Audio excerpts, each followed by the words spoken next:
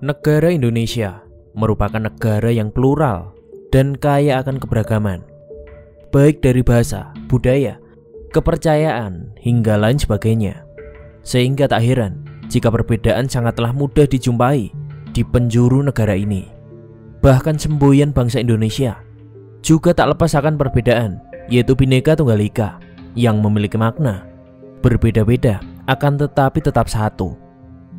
Hal ini menunjukkan bahwasanya dalam menyikapi sebuah perbedaan perlu adanya rasa persatuan agar tidak terpecah belah, seperti sikap menghargai dan juga tenggang rasa terhadap perbedaan yang ada dalam kehidupan sosial.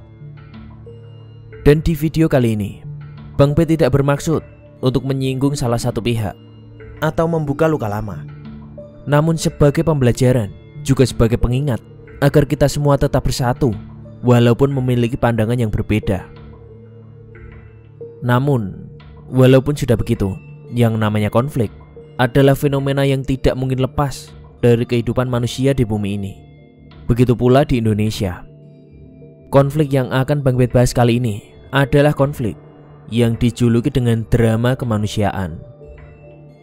Dikarenakan adanya kecemburuan dan juga ketakutan dengan kekuatan baru yang hadir dari kelompok yang sebelumnya terpinggirkan dalam segi ekonomi, politik, dan juga kebudayaan. Lantas bagaimanakah cerita sejarahnya?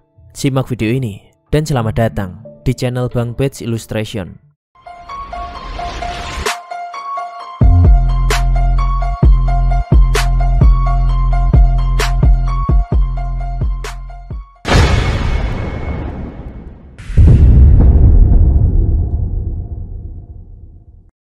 Selama bertahun-tahun, sejak tahun 1999 hingga tahun 2000-an, nama Poso seakan tidak lepas dari berbagai perbincangan publik. Bukan pesona keindahan alam, semisal Danau Poso atau Pulau Togian yang menjadi tema pembicaraan, melainkan episode demi episode tentang sebuah konflik berdarah yang menjadi topik utamanya. Konflik Poso merupakan salah satu konflik yang bersifat kedaerahan yang hingga menarik perhatian dunia karena permasalahannya yang cukup kompleks. Selain itu, konflik ini terjadi akibat dilatar belakangi oleh perbedaan ras dan juga agama dan mengarah pada disintegrasi bangsa di saat Indonesia memasuki era reformasi. Lantas, bagaimanakah latar belakang konflik ini? Sulawesi Tengah adalah sebuah provinsi yang didominasi oleh dataran tinggi yang terletak di antara wilayah Sulawesi Selatan dan juga Sulawesi Utara di Pulau Sulawesi.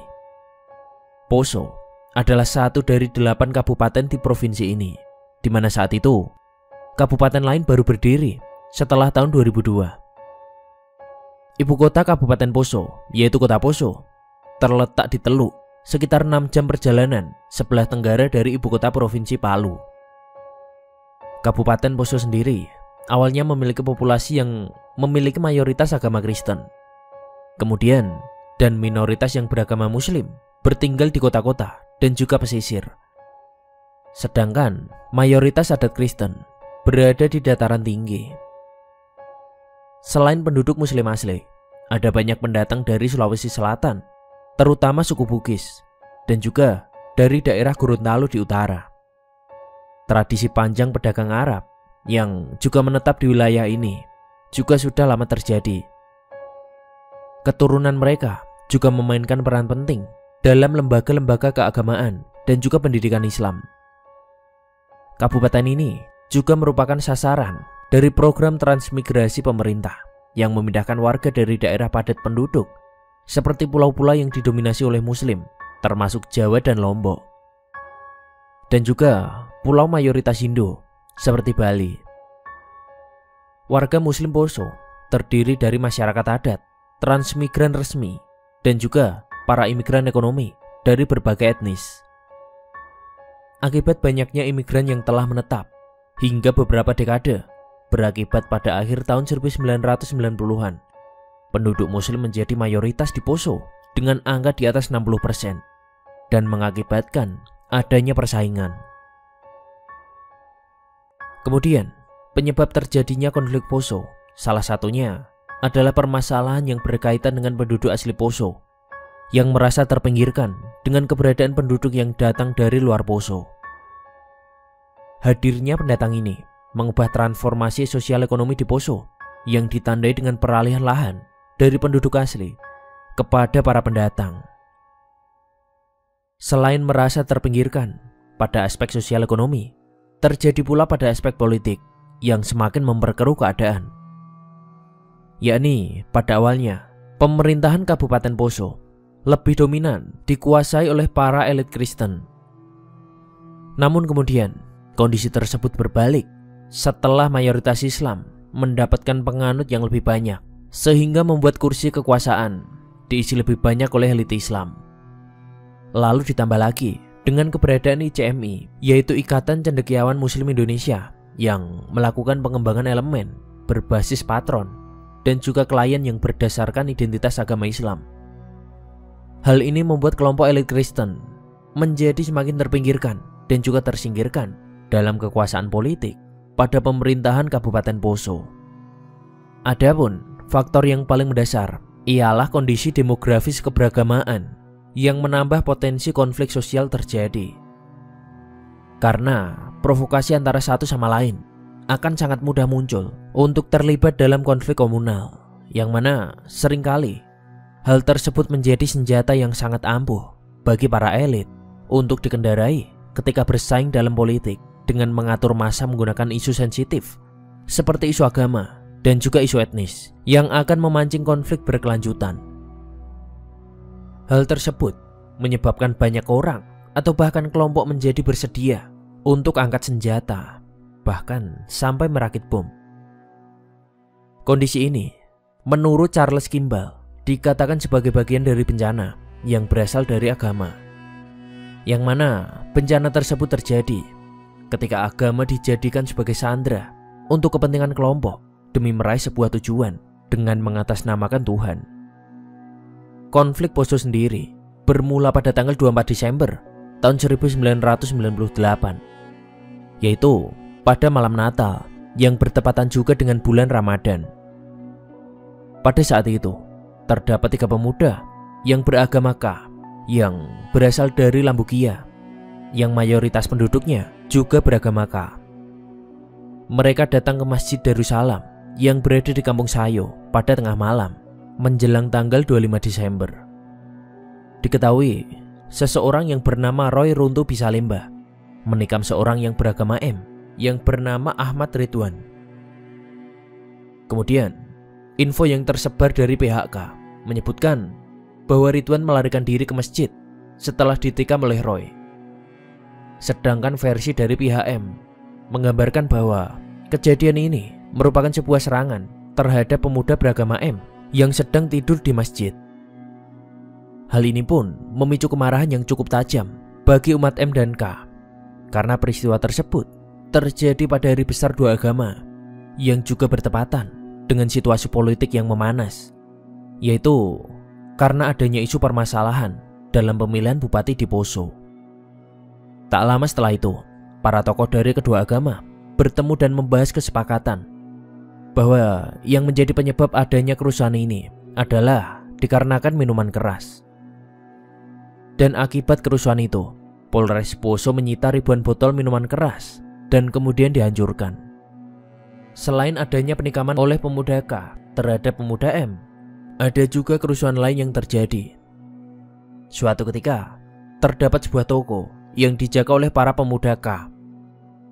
Mereka pun bertemu dengan pemuda M yang berniat untuk menyegel toko tersebut.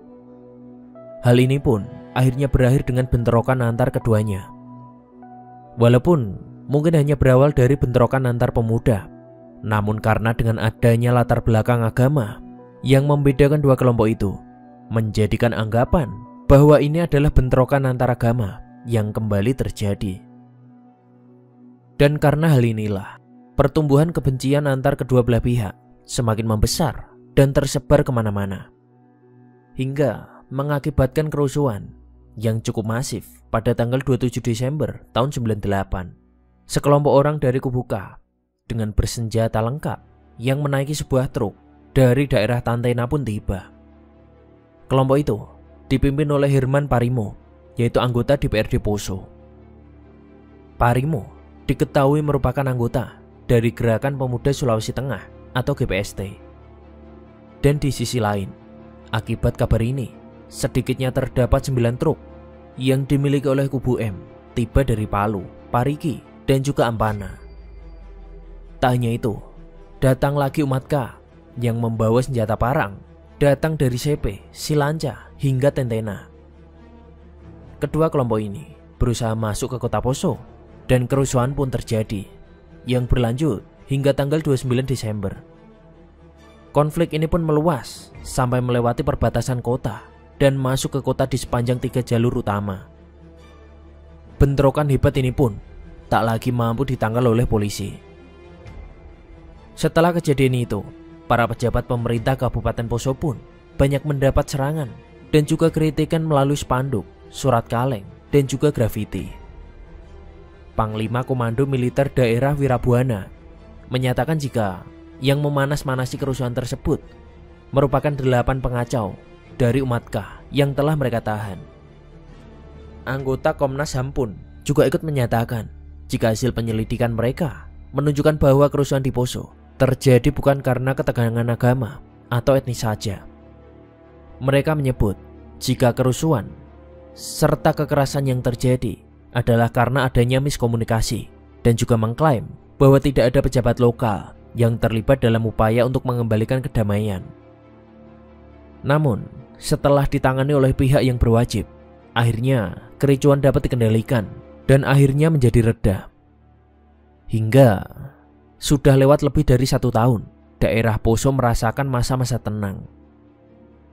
Peristiwa politik dan juga hukum yang terjadi pada bulan April tahun 2000 menyebabkan ketegangan kembali terulang. Konflik periode kedua berlanjut di sepanjang garis pertempuran yang sama dengan konflik periode pertama. Tapi untuk kali ini, wilayah umat beragama K yang harus menderita kerusakan